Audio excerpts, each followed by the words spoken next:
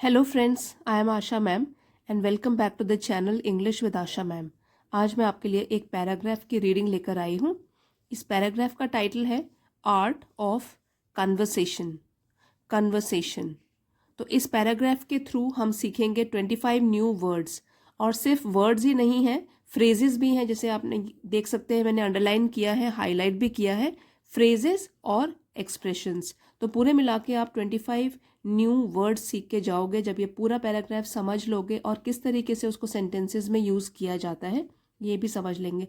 साथ में जो ग्रामर रिलेटेड स्ट्रक्चर आएंगे वो मैं आपको साथ साथ समझाती हुई चलूँगी। तो आइए शुरू करते हैं। कन्वर्सेशन मीन्स बातचीत या वार्तालाप। इसी से ही मिलता जुलता वर्ड है कंजर्वेशन। कंजर्वेशन का मतलब होता है कंजर्व करना, बचाना। यहाँ पे क्या है? कन्वर्सेशन। तो कन्वर्सेशन मीन्स बातचीत, बातचीत की कला। The art of conversation like any art is a skill. तो आर्ट ऑफ कन्वर्सेशन हमने यहाँ पढ़ा, बातचीत की कला। लाइक एनी आर्ट, किसी भी और आर्ट की तरह, किसी भी और कला की तरह। इज अ स्किल, एक ऐसा कौशल है। Of elegance, nuance, nuance and creative execution. Elegance का मतलब होता है गरिमा और न्यूआंस मीन्स बारीकियाँ। किसी भी चीज़ में जो छोटी छोटी बारीकियाँ होती हैं जिसका हमको ध्यान रखना होता है वो है न्यूआंस। और क्रिएटिव एग्जीक्यूशन, क्रिएटिव रचनात्मक ढंग से, एग्जीक्यूशन उसको एग्जीक्यूट करना, लागू करना या उस पर अमल करना। तो जो बातचीत की कला है वो किसी भी और कला की तरह एक ऐसा कौशल है जिसमें कि गरिमा होती है, उसकी अपनी ही बारीकियां होती हैं और उसको हम रचनात्मक ढंग से लागू करते हैं या अमल में लाते हैं। ये हमारा सेंटेंस है जो सिंपल प्रेजेंट टेंस में है। ये जो एलिगेंस, न्यूआंस और एग्जीक्यूशन ये नाउन है और एग्जीक्यूशन को डिस्क्राइब कर रहा है द वर्ड क्रिएटिव। क्रिएटिव यहाँ पे एडजेक्टिव है। I happen to believe that there is an art to everything we do and why not. I, जो इस पैराग्राफ में नैरेटर है वो बोल रहा है happen to believe, that means मेरा मानना है कि, दैट कि there is an art to everything, हर चीज़ में ही एक कला है। वी डू, जो हम करते हैं, तो हम हर चीज़ जो करते हैं उसमें एक कला होती है। एंड वाई नॉट, और क्यों नहीं। विदाउट फ्लेयर एंड पनाश, इसको पढ़ेंगे हम। यहाँ पे प्रोनाउंसिएशन भी लिखी हुई है पनाश, और उसी तरीके से यहाँ भी लिखा हुआ था nuance. Without flair and panache most things become a drudgery. Drudgery यहाँ लिखा है। तो विदाउट फ्लेयर, फ्लेयर मीन्स योग्यता, बिना योग्यता के। एंड पनाश, पनाश का मीनिंग होता है कि एक स्टाइल के साथ या स्टाइलिश ढंग से।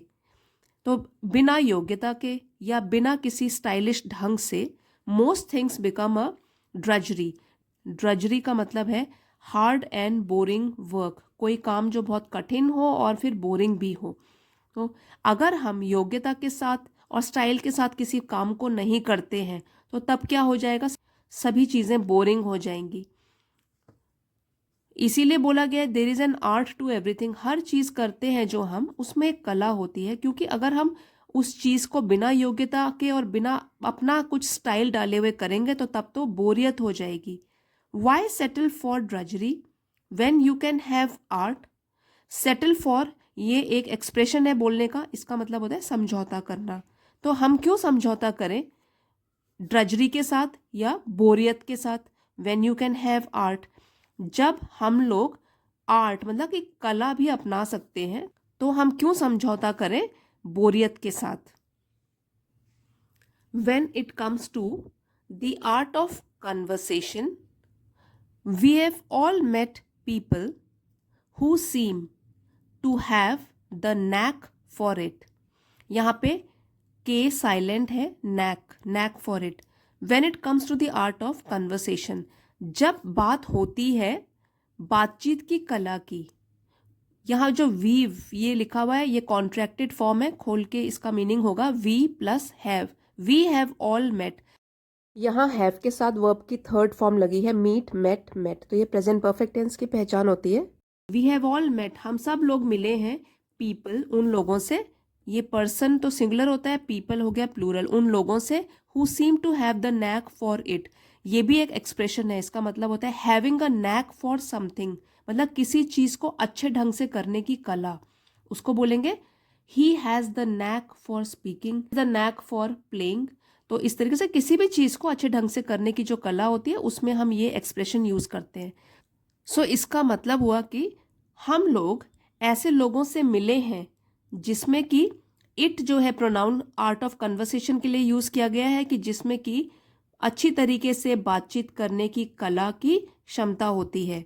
दे can talk to anybody about anything, तो वो लोग, जो ये लोग होते हैं जो अच्छी बातचीत कर पाते हैं, they can talk to anybody, वो किसी से भी बात कर सकते हैं, अबाउट एनीथिंग, किसी चीज के बारे में भी, and they seem to do it with complete ease, ease मतलब आसानी से, और लगता है कि वो ये चीजें कर रहे हैं बिल्कुल ही आसानी से।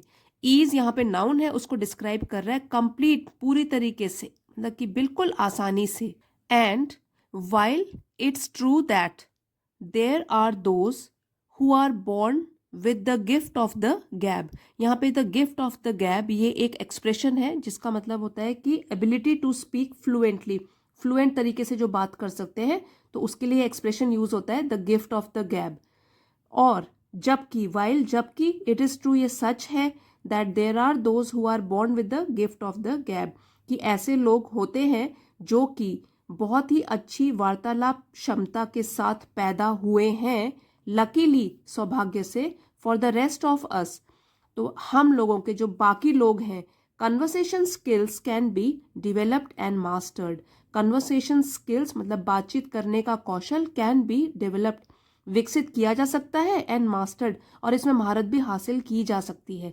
तो इसमें कहने का मतलब है कि कुछ लोग तो पैदा ही होते हैं और वो अच्छा बोलते हैं, मतलब बचपन से ही वो अच्छा बोलते हुए आ रहे हैं, लेकिन सौभाग्य की बात ये है कि जो बाकी लोग हैं जो नहीं बोल पाते अच्छा, उनके लिए भी ये हम विकसित कर सकते हैं और तब धीरे धीरे उसमें महारत हासिल भी कर सकते हैं।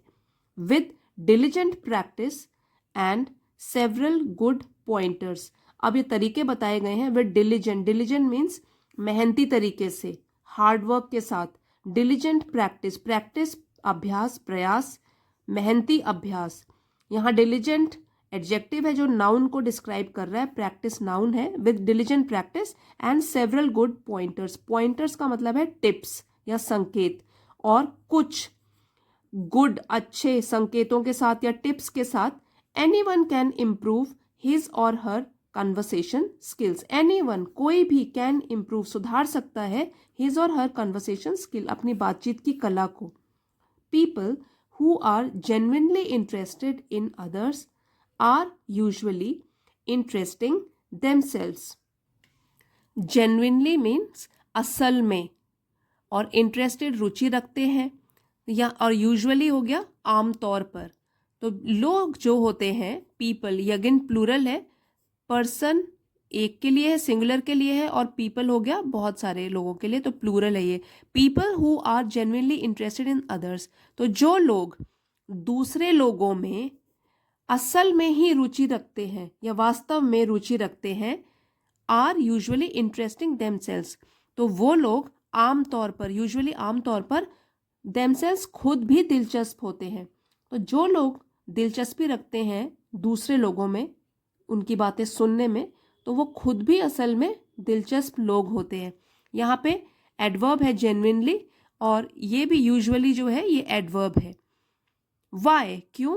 Because they are more open to learning about and understanding new things. अब क्या कारण है इसका?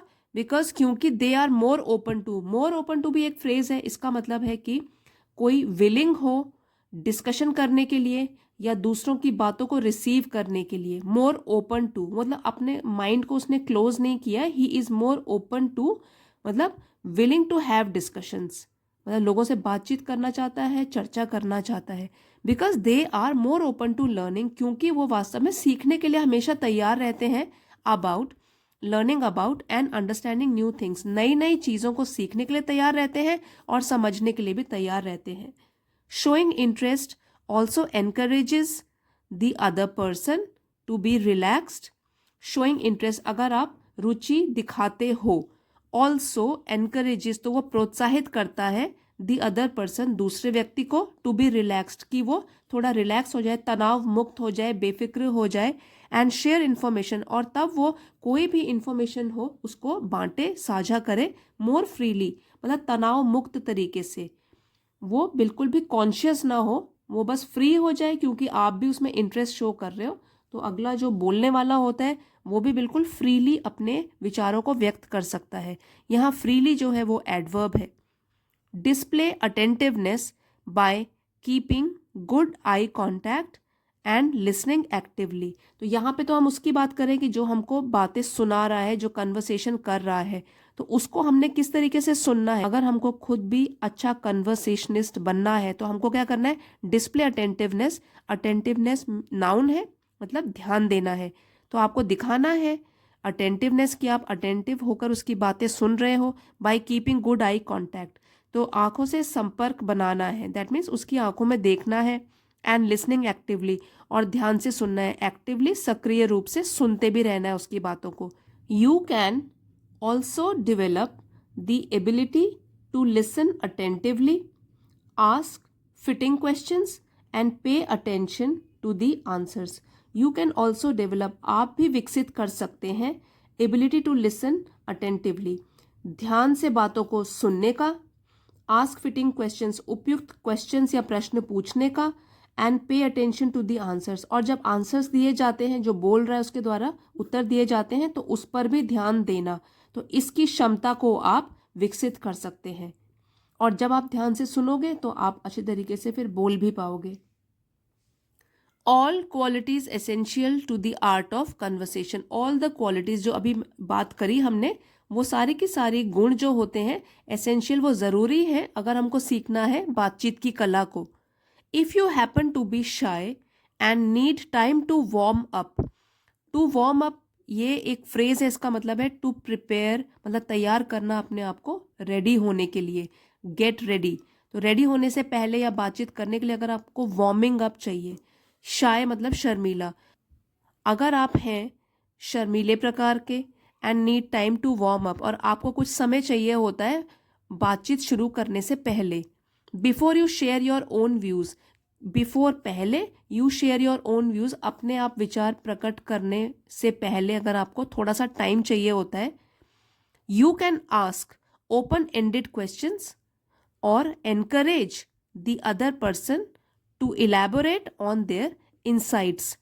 यू कैन आस्क, आप पूछ सकते हो ओपन एंडेड क्वेश्चंस। नाउ इसका मतलब होता है ओपन एंडेड कि जो सिर्फ येस और नो टाइप के ना हो, मतलब जिनका आंसर सिर्फ येस और नो इसमें ना हो, जिसमें कि क्या होता है रिक्वायर इलेबोरेशन, कि उनको सोच कर और तब विस्तार से उनको आंसर देना पड़े, तो आप इस तरीके से क्वेश्चंस पहले पूछ सकते हो क्योंकि अभी आप वार्मिंग अप कर रहे हो, पहले आप सुन रहे हो के आंसर्स को, और encourage the other person to elaborate on their insight. Now insight means understanding of difficult problem, मतलब कोई भी जो आपने प्रश्न किया है उसको उन्होंने समझा, सोचा और फिर उसका उत्तर दिया, तो आप क्या कर सकते हो, एनकरेज, प्रोत्साहित कर सकते हो अगले पर्सन को, दूसरे पर्सन को, टू इलेबोरेट, कि वो विस्तार से बताएं अपनी अंडरस्टैंडिंग के बारे में उस प्रश्न को लेकर।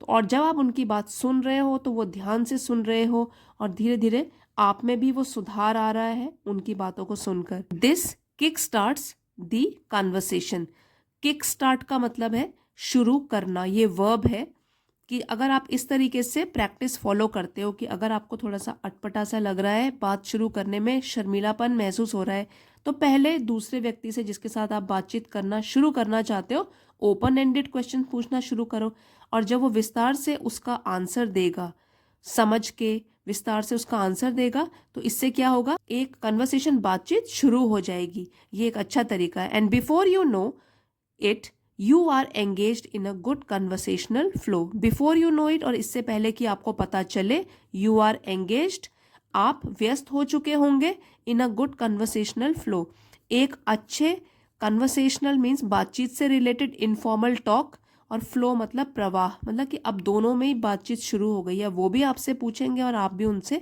पूछोगे। कन्वर्सेशनल यहाँ पे एडजेक्टिव है ये, और फ्लो जो है वो नाउन है।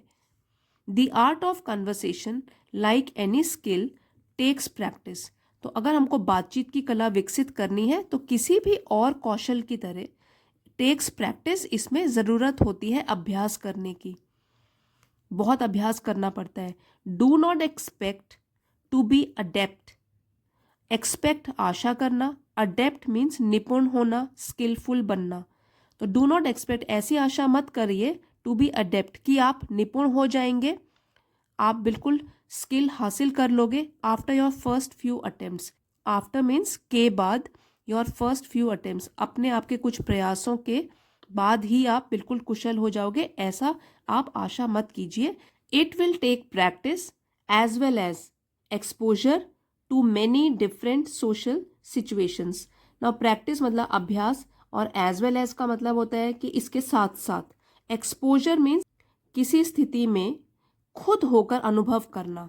तो एक्सपोजर डिफरेंट, अलग अलग सोशल सिचुएशंस मतलब सामाजिक स्थितियाँ, तो ये हमसे मांगती हैं प्रैक्टिस, अभ्यास, और उसके साथ साथ एक्सपोजर मतलब सामाजिक स्थितियाँ जो होती हैं उनके संपर्क में आने की भी आवश्यकता होगी। दैट मीन्स कि हमको रियल लाइफ सिचुएशन में पहले आना पड़ेगा, कुछ प्रैक्टिस करनी पड़ेगी लोगों से बातचीत करने की, और फिर धीरे धीरे हम बातचीत की कला में माहिर हो जाएंगे। तो फ्रेंड्स, आई होप आपने इस वीडियो के थ्रू टॉपिक से रिलेटेड जानकारी हासिल करी होगी और साथ साथ नई वोकैबलरी भी सीखी होगी। वीडियो आपके लिए अगर हेल्पफुल रहा है, आपको अच्छा लगा है, तो प्लीज़ लाइक और शेयर ज़रूर कीजिएगा। चैनल पे नए हैं तो इसे सब्सक्राइब कर लीजिए। इसी तरीके के इन्फॉर्मेटिव वीडियोज़ मैं आपके लिए रोज़ लेकर आती हूँ। Thank you everyone for watching. अगले वीडियो में मिलते हैं।